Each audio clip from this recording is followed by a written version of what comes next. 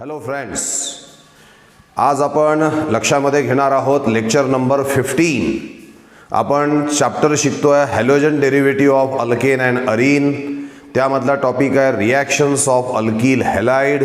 आणि reactions of alkyl हॅलाइडमध्ये आजचा अत्यंत महत्त्वाचा टॉपिक आहे तो आहे preparation of Grignard's reagent. Alkyl halide ची मॅग्नेशियम मेटल सोबत आपण रिॲक्शन घेणार आहे आणि आपण तयार करणार आहोत अल्कील मॅग्नेशियम हॅलाइड, ज्याला म्हटलं जातं ग्रिग्नार्ड्स रिएजंट. आता मी जे म्हटलं की अत्यंत महत्त्वाची रिॲक्शन आपण शिकणार आहोत, याच्या मागचं कारण काय? हा जो नवीन तुम्हाला मी रिएजंट सांगितला ग्रिग्नार्ड्स रिएजंट, हा तयार केलेला आहे व्हिक्टर ग्रिग्नार्ड या सायंटिस्टनी. व्हिक्टर ग्रिग्नार्डला या ग्रिग्नार्ड रिएजंटला तयार केलं म्हणून नोबेल प्राइज मिळालेला आहे. यावरून तुम्हाला लक्षामध्ये येईल की त्याचं इम्पॉर्टन्स किती जास्त असलं पाहिजे. या ग्रिग्नार्ड रिएजंटच्या मदतीने नंबर ऑफ कंपाऊंड्स जे आहे हे नंतर तयार करता आलेले आहे. म्हणजे एक प्रकारे केमिस्ट्रीमध्ये रिव्हॉल्युशन आणण्याचं काम हे व्हिक्टर ग्रिग्नार्डनी केलं आहे आणि म्हणून त्याला नोबेल प्राइज देऊन सन्मानित केलेलं होतं. आता इतका महत्त्वाचा हा ग्रिग्नार्ड्स रिएजंट कसा तयार केला जातो हे आपल्याला आता लक्षामध्ये घ्यायचं आहे. बघा काय रिॲक्शनचं हेडिंग आहे, reaction of alkyl halide with a magnesium metal. Reaction of alkyl halide with a magnesium metal. दुसरं आपण ब्रॅकेटमध्ये त्याचं हेडिंग टाकलं आहे formation of Grignard's reagent. Formation of Grignard's reagent. Grignard's रिएजंटला शॉर्टकटमध्ये आपण GR असं म्हणणार आहे. Capital G capital R, that is Grignard's reagent. याचा फॉर्म्युला आहे RMgX. R म्हणजे अल्कील ग्रुप, Mg म्हणजे मॅग्नेशियम आणि X म्हणजे हॅलाइड, म्हणून याचं नाव होतं अल्कील मॅग्नेशियम हॅलाइड.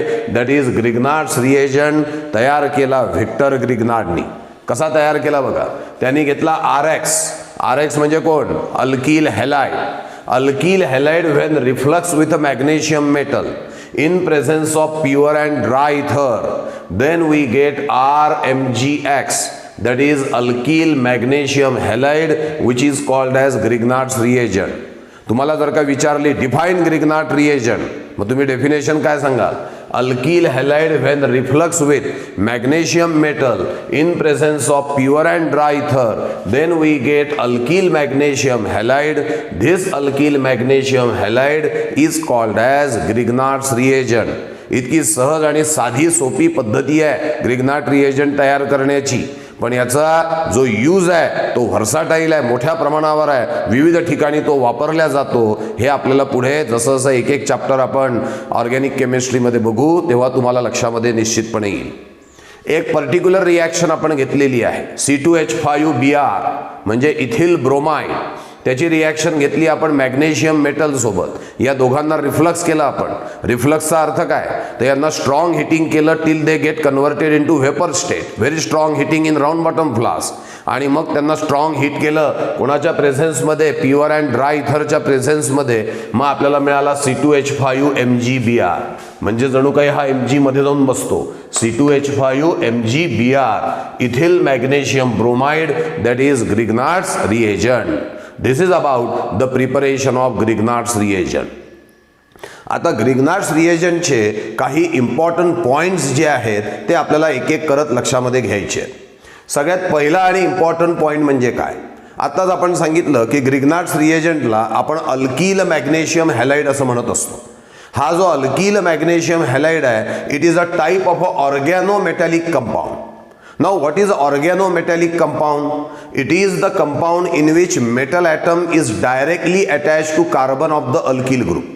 ऑर्गॅनोमेटॅलिक कंपाऊंड म्हणजे असा कंपाऊंड ज्यामध्ये मेटल, इथे मॅग्नेशियम मेटल आहे, it is directly attach to carbon of the alkyl group. बघा ना तुम्ही, magnesium metal is directly attach to carbon of the alkyl group and that's why it is called as organometallic compound. आणि म्हणून Grignard reagent हा ऑर्गॅनोमेटॅलिक compound आहे.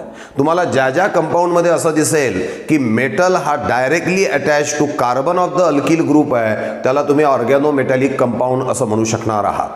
आता हा जो ऑर्गॅनोमेटॅलिक कंपाऊंड आपण घेतलेला आहे RMgX, यामध्ये मॅग्नेशियम हा मेटल आहे आणि आर म्हणजे कार्बन हा नॉन मेटल आहे आणि त्यामुळे कार्बनवरती येतो निगेटिव्ह चार्ज आणि मॅग्नेशियमवरती येतो पॉझिटिव्ह चार्ज. आणि हा जो R मायनस आहे, this R minus acts like a C minus ion, that is carbo anion. Sometimes it is called as carbanion ion. 11वी मध्ये तुम्ही कार्बॅनियन बघितलेला आहे. तर काय सांगतोय बघा, ग्रिग्नार्ड रिएजंट म्हणजे अल्किल मॅग्नेशियम हॅलाइड. तो ऑर्गॅनोमेटॅलिक कंपाऊंडचा प्रकार आहे. ऑर्गॅनोमेटॅलिक कंपाऊंड म्हणजे in which the metal atom is directly attach to carbon of the alkyl group. या ठिकाणी RMgX मध्ये R वरती निगेटिव्ह चार्ज, Mg वरती positive charge. Here R minus behave like a C minus ion, that is carbo anion. This is the first important point of Grignard's reagent. Now the second important point, हा जो Grignard reagent आहे हा तयार करत असताना एक गोष्ट तुमच्या लक्षात आली असेल की मी ॲरोवरती फक्त इथर नाही लिहिलं, प्युअर अँड ड्राय इथर. आता प्युअर आणि ड्राय का, म्हणजे इथरमध्ये कुठल्याही प्रकारची इम्प्युरिटी नको, पाणी वगैरे टाकलेलं नको. प्युअर ॲब्सोल्यूट इथर पाहिजे. वॉटर त्यामध्ये बिलकुल चालणार नाही, ते ड्राय इथर असलं पाहिजे. म्हणजे वॉटर नाही, त्यामध्ये दुसरा अल्कोहोल नाही, त्यामध्ये दुसराच कोणता पदार्थ अमाइन्स सुद्धा त्यामध्ये चालणार नाही. म्हणून प्युअर आणि ड्राय इथर घेऊनच ही रिॲक्शन करावी लागेल. एवढंच काय, तर हा जो मॅग्नेशियम मेटल आहे तो सुद्धा प्युअर पाहिजे. या दरम्यान कंडिशन मॉइस्ट नको, या दरम्यान तुम्हाला ड्राय कंडिशन ठेवणं आवश्यक आहे. आता का बरं ड्राय हा शब्दप्रयोग आवर्जून का मांडला ते या इम्पॉर्टंट पॉईंटमध्ये तुमच्या लक्षामध्ये येईल. काय म्हटलंय बघा आपण, Grignard's reagent if it reacts with any compound which is a source of proton. Grignard reagent जेव्हा अशा कंपाऊंड सोबत रिॲक्ट होतो किंवा अशा कंपाऊंडच्या कॉन्टॅक्टमध्ये येतो ज्यामध्ये प्रोटॉन आहे, उदाहरणार्थ वॉटर HOH, H म्हणजेच प्रोटॉन. मग ग्रिग्नार्ड रिएजंट जर का वॉटरच्या कॉन्टॅक्टमध्ये आलं तर ग्रिग्नार्ड रिएजंट एक्सप्लोजिव्हली डिकम्पोज होणार. नुसतं डिकम्पोज नाही, स्फोट करून एक्सप्लोजिव्हली व्हायलंटली डिकम्पोज होणार आणि आपल्याला मिळणार RH. आपल्याला मिळणार hydrocarbon of same number of carbon atom. गृहीत धरा, हा जो तुम्ही इथिल मॅग्नेशियम ब्रोमाइड तयार केलाय ना, हा इथिल मॅग्नेशियम ब्रोमाइड जर का वॉटरच्या कॉन्टॅक्टमध्ये आला तर तुम्हाला मिळेल इथेन, C2H5 आणि तो हायड्रोजन म्हणजे C2H5H म्हणजे C2H6 म्हणजे इथेन मिळाल्याचं दिसेल. आपण मुद्दा काय दिलाय, Grignard reagent when reacts with a source of proton like alcohol, amine, moisture, water, then Grignard reagent explosively, ते शब्द लिहिता आला असता, एक्सप्लोजिव्हली डिकम्पोजेस. तो एक्सप्लोजिव्हली डिकम्पोज होतो आणि आपल्याला मिळतो hydrocarbon of same number of carbon atom, of same number of carbon atom. म्हणजे हा इथिल मॅग्नेशियम ब्रोमाइड असेल तर इथेन मिळेल, हा मिथिल मॅग्नेशियम ब्रोमाइड असेल तर मिथेन मिळेल. आणि बाय प्रॉडक्ट जो आहे त्या बाय प्रोडक्टचं सुद्धा नॉमनक्लेचर व्यवस्थित लक्षात घ्या. काय आहे तो, MgXOH. याचं नाव तयार करतात hydroxy magnesium halide. Hydroxy magnesium halide हा बाय प्रोडक्ट म्हणून मिळाल्याचं दिसून येतं. मुद्दा पुन्हा ऐका, Grignard reagent must be prepared in dry condition. If it is prepared in moist condition, it explosively decomposes to give hydrocarbon of same number of carbon atom. Ethyl magnesium bromide gives ethane, methyl magnesium bromide gives methane. Next important point. या ठिकाणी Grignard रिएजंटला म्हणून आपण सांगितलंय की dry कंडिशनमध्ये तयार करा, already explain केलेलं होतं मी तुम्हाला. नेक्स्ट जो आहे मुद्दा हा पण महत्त्वाचा आहे. ग्रिग्नार्ड रिएजंट लॅबॉरेटरीमध्ये तयार करून ठेवून दिलं आणि गरज असेल तेव्हा वापरलं असं चालणार नाही. Grignard reagent must be prepared at the time of need. ज्या वेळेला गरज असेल त्याच वेळेला बनवा. बरं, बनवत असताना it must not be prepared in isolated state. त्याला इंडिपेंडेंटली बनवू नका. It must be prepared in ethereal medium. त्याला नेहमी इथरल मीडियममध्येच तयार केलं पाहिजे. का बरं, प्रत्येक वेळेला इथरल मीडियममध्ये का तयार करायचं याचं कारण लक्ष द्या. जर का ग्रिग्नार्ड रिएजंटला इन द ऑब्सेन्स ऑफ इथर तयार केलं तर ग्रिग्नार्ड रिएजंट तयार होईल पण ते एक्सप्लोजिव्हली डिकम्पोज होईल पुन्हा आणि त्यामुळे स्फोट होईल जे धोकादायक आहे. आणि म्हणून ग्रिग्नार्ड रिएजंट हा स्फोटक पदार्थ आहे, एक्सप्लोजिव्ह इन नेचर आहे, म्हणून याला आधीपासून लॅबॉरेटरीमध्ये तयार करून ठेवल्या जात नाही. It is prepared at the time of need. आणि त्याचं एक्सप्लोजिव्ह नेचर दाबून ठेवण्यासाठी, त्याचं एक्सप्लोजिव्ह नेचर सप्रेस करण्यासाठी it is always kept kept or always prepared in ethereal medium. त्याला नेहमी इथरल मीडियममध्येच ठेवलं जातं, इथरल मीडियममध्येच तयार केलं जातं. काय वाक्यरचना केली आहे बघा आपण. Grignard reagent always prepared at the time of need and prepared in ether medium because Grignard reagent is highly explosive in nature. म्हणून त्याला आयसोलेटेड स्टेटमध्ये ठेवत नाही, त्याला तयार करून ठेवत नाही, त्याला वेळेवर तयार करतात आणि इथरल मीडियममध्येच तयार केलं जातं. नेक्स्ट जो पॉईंट दिलाय हा ॲक्च्युली पुढच्या चॅप्टर्समध्ये महत्त्वाचा मुद्दा म्हणून आपल्याला कामी पडणार आहे. ग्रिग्नाट रिएजंट कुठल्या प्रकारच्या रिॲक्शन फॉलो करतं हा मुद्दा आपल्यासाठी महत्त्वाचा असेल. इथे एक मुद्दा मी तुम्हाला शिकवला होता. RMgX यामध्ये R मायनस Mg प्लस आणि R minus acts like a C minus ion that is carbo anion that is it acts like a nucleophile. हा न्यूक्लिओफाईल म्हणून काम करत असतो, न्यूक्लिओफाईल म्हणून हा काम करतोय. तोच मुद्दा इथे कंटिन्यू करणार आहे आपण. बघा समजा हा Grignard reagent when it is treated with any carbonyl compound or CS compound or cyano compound यांच्यासोबत जर का आपण त्याची रिॲक्शन घेतली, carbonyl compound, thio compound, cyano compound याच्यासोबत जर का ग्रिग्नाट रिएजंटची रिॲक्शन आपण घेतली तर काय होईल, तर या ठिकाणी addition takes place into pi bond so that double bond is converted into single bond. Addition जी आहे ती या पाय बॉन्डमध्ये होईल, मग तो CO असो, CN असो का CS असो. Addition takes place into pi bond so that double bond is converted into single bond. बरं ही ॲडिशन कशी होणार लक्षात घ्या. पहिल्यांदा त्याच्यामध्ये ॲड होणार R मायनस. पहिले कोण ॲड होणार? R minus. हा R मायनस या C प्लसला लागेल. R minus will add first, nucleophile will add first आणि पहिले जो ॲड होतो मी मागेही सांगितलंय त्याच्या नावाने रिॲक्शन ओळखली जाते. As nucleophile ads first this reaction is called as nucleophilic addition reaction. आणि मग MgX हा ऑक्सिजनला लागल्याचं तुम्हाला दिसेल. बरोबर आहे. पुन्हा लक्ष द्या. RMgX that is Grignard's reagent when reacts with a carbonyl compound, thio compound or cyano compound, then it is found that R minus adds first, it attached to C plus, addition takes place into pi bond so that double bond is converted into single bond, and as R minus adds first, as nucleophile adds first, this is called as nucleophilic addition reaction. आता तुमच्या मनात प्रश्न निर्माण होईल, का बरं nucleophile पहिले add झाला, R मायनस पहिले का ॲड झाला, MgX पहिले का नाही ॲड झाला? याचं कारण लक्ष द्या. पहिल्यांदा जी घटना घडते याच्या मागचं सरळ आणि साधं कारण आहे, त्यामुळे जास्त स्टेबल कंपाऊंड मिळत असतो. Everything happens in chemistry to get the stability. जगामध्ये केमिस्ट्रीत काय, जगामध्ये जी काही घटना घडत असते त्याच्या मागचं एकमेव कारण असतं स्टॅबिलिटी. ती स्टॅबिलिटी मिळवण्याकरता सगळ्या गोष्टी घडत असतात. या ठिकाणी सुद्धा MgX पहिले ॲड होऊन जी काही स्पेसिस मिळाली असती त्याची स्टॅबिलिटी आणि R मायनस ॲड झाल्यामुळे जी स्पेसिस मिळाली त्याची स्टॅबिलिटी, या दोघांच्या स्टॅबिलिटीचा विचार करता R मायनस पहिले ॲड झाल्यानंतर जो कंपाऊंड मिळालेला आहे त्याची स्टॅबिलिटी जास्त असल्याचं दिसून येतं आणि म्हणून R minus ads first. That's why this is nucleophilic addition reaction. He nucleophilic addition reaction आहे असं तुम्हाला लक्षामध्ये येणार आहे. आणि प्रत्येक चॅप्टरमध्ये पुढे ग्रिग्नाट रिएजंटची रिॲक्शन आल्याचं तुम्हाला दिसून येईल. पुढे आपण order of ease of formation of Grignard's reagent. इथे आपण ग्रिग्नाट रिएजंट तयार केला होता, alkyl halide when reflux with magnesium metal. आता अल्किल हॅलाइडचा विचार केला तर हा असू शकतो प्रायमरी किंवा सेकंडरी किंवा टर्शरी.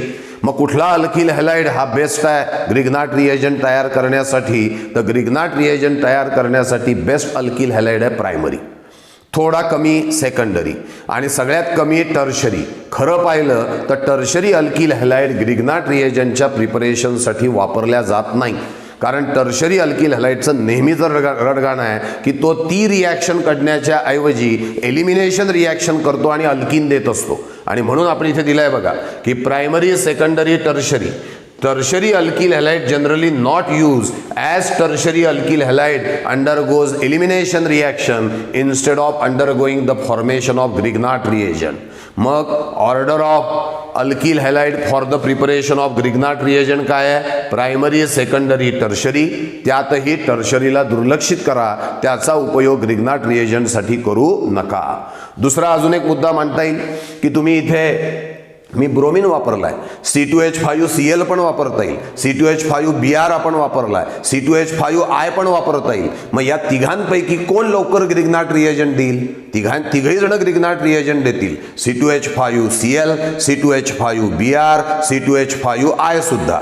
या तिघांपैकी कोण लवकर ग्रिग्नाट रिएजंट देईल? तर तो देईल C2H5I. म्हणजे RI ची रिॲक्टिव्हिटी जास्त आहे RBR पेक्षा, RBR ची जास्त आहे RCl पेक्षा. रिझन मागेच सांगितलं आहे, RI ची बॉन्ड लेंथ जास्त आहे, बॉन्ड वीक आहे, तो लवकर रिॲक्शनमध्ये भाग घेणार आणि लवकर ग्रिग्नाट रिएजंट आपल्याला तयार करून देणार. हे सगळे MCQचे प्रश्न आहेत बघा, इम्पॉर्टंट पॉईंट्स. काही वेळेला आपण नुसती रिॲक्शन करतो आणि ग्रिग्नाट रिएजंटचं प्रिपरेशन झालं म्हणून संपून टाकतो आणि मग नीट JEEच्या एक्झामच्या वेळेला प्रॉब्लेम क्रिएट होतो. त्यासाठी हे सगळे इम्पॉर्टंट पॉईंट्स आपण वाचणं अतिशय गरजेचं आहे. तर this is about the order of ease of formation of Grignard's reagent. Primary, secondary, tertiary alkyl हॅलाइडसाठी RI, RBR, RCl. Tertiary alkyl halide वापरू नका, ते एलिमिनेशन रिॲक्शन देणार, तो ग्रिग्नाट रिएजंटला सहजासहजी तयार करत नाही किंवा फार मोठ्या प्रमाणावरती तयार करत नाही. आता ग्रिग्नाट रिएजंटची रिॲक्टिव्हिटी, कुठला ग्रिग्नाट रिएजंट रिॲक्शनमध्ये लवकर भाग घेतो त्याच्याकरता आपण इथे ऑर्डर दिलेली आहे. एक गोष्ट लक्षात घ्या, पहिले हे दोनच मुद्दे बघा. CH3MgX ची रिॲक्टिव्हिटी जास्त आहे C2H5MgX. याचा अर्थ काय? MgX, X हॅलोजन सारखाच ठेवला आपण. समजा इथे पण आयोडीन घेतला, इथे पण आयोडीन घेतला, मग काय बदल झालाय? इथे CH3 आहे, इथे C2H5 आहे. जसा जसा अल्किल ग्रुप मोठा मोठा होत जाईल तसं तसं रिॲक्टिव्हिटी कमी कमी होत जाईल. म्हणजे CH3MgBr ची रिॲक्टिव्हिटी जास्त आहे C2H5MgBr पेक्षा आणि C2H5MgBr ची रिॲक्टिव्हिटी जास्त असेल C3H7MgBr पेक्षा. म्हणजे as the size of the alkyl group increases, the reactivity of Grignard's reagent found to be decreases. अजून एक ऑर्डर यामध्ये येते बघा, तुम्हाला लक्षात येईल. हा C2H5MgX आहे, इथे दिलेला आहे C2H5/2CHMgX. म्हणजे हा समजा आपण घेतला प्रायमरी, हा सेकंडरी आणि हा काय घेतलाय टर्शरी. तर प्रायमरी अल्किल ग्रुप असणारा जो ग्रिग्नाट रिएजंट आहे त्याची रिॲक्टिव्हिटी जास्त असेल कोणापेक्षा? सेकंडरीपेक्षा. आणि सेकंडरीची जास्त असेल टर्शरीपेक्षा. मुद्दा लक्षात घ्या, इथे दोन प्रश्न तुम्हाला मिळतात आहे. एक, CH3MgBr is more reactive than C2H5MgBr. दुसरा, primary MgX more reactive than secondary MgX, more reactive than tertiary MgX. एक अजून ऑर्डर दिली आहे बघा आपण. आता अल्किल ग्रुप सारखा ठेवला नाही, इथे अल्किल ग्रुप बदलले होते, इथे अल्किल ग्रुप सारखा ठेवलाय. CH3MgI, CH3MgBr, CH3MgCl. कोणता ग्रिग्नाट रिएजंट रिॲक्शन मध्ये लवकर भाग घेईल? तर CH3MgI हा रिॲक्शन मध्ये लवकर भाग घेतो असं दिसून आलेलं आहे आणि त्यामुळे त्याची रिॲक्टिव्हिटी ही सगळ्यात जास्त आहे. एक मुद्दा ज्याचं क्लिअरिफिकेशन या ठिकाणी आपल्याला सध्या देता येणार नाही, पुढच्या चॅप्टर्समध्ये त्याचं मिळेल. पण हा पॉईंट लक्षामध्ये असू द्या की ग्रिग्नाट रिएजंटचं एक लिमिटेशन, ऑलरेडी एक दोन लिमिटेशन्स आपण बघितले की ग्रिग्नाट रिएजंटला तयार करून ठेवल्या जाऊ शकत नाही, तो एक्सप्लोजिव्ह आहे, त्याला वेळेवर तयार करावं लागतं, त्याला ड्राय इथरमध्ये तयार करावं लागतं. तसंच अजून एक लिमिटेशन आहे त्याचं, ग्रिग्नाट रिएजंटच्या मदतीने तुम्ही मिथिल अल्कोहोल तयार करू शकत नाही, तुम्ही फॉर्मल्डिहाइड तयार करू शकत नाही, तुम्ही फॉर्मिक ऍसिड पण तयार करू शकत नाही. का तयार करू शकत नाही ते चॅप्टर जेव्हा आपण बघू त्यामध्ये तुम्हाला दिसेल. पण एक गोष्ट लक्षात आली असेल, मिथिल अल्कोहोल किती कार्बनचा? 1, फॉर्मल्डिहाइड 1, फॉर्मिक ऍसिड 1. तर हे जे पहिले मेंबर जे आहे हे ग्रिग्नाट रिएजंटच्या मदतीने तयार केल्या जाऊ शकत नाही. हां, तुम्ही मिथिल अल्कोहोल नाही तयार करू शकत ग्रिग्नाट रिएजंटनी, पण इथिल अल्कोहोल तयार करू शकता. तुम्ही फॉर्मल्डिहाइड नाही तयार करू शकत 1 कार्बनचा, पण 2 कार्बनचा ऍसिटल्डिहाइड तयार करू शकता. तुम्ही 1 कार्बनचा फॉर्मिक ऍसिड नाही तयार करू शकणार ग्रिग्नाट रिएजंटनी, पण 2 कार्बनचा ऍसिटिक ऍसिड मात्र तयार करू शकता. हा मुद्दा इथे आपण लक्षामध्ये घेतला पाहिजे. तर all these are the important points of Grignard's reagent. अत्यंत इम्पॉर्टंट आणि व्हर्साटाईल कंपाऊंड आपण इथे लक्षात घेतलाय. रिॲक्शन अतिशय लहान होती, पण त्याचे इम्पॉर्टंट पॉइंट्स मात्र आपण सगळे या ठिकाणी एक एक करत लक्षामध्ये घेतलेले आहेत. हे इम्पॉर्टंट पॉइंट्स लागोपाठ जर का वाचत राहिला तर आपोआप ते तुम्हाला लक्षामध्ये बसणार.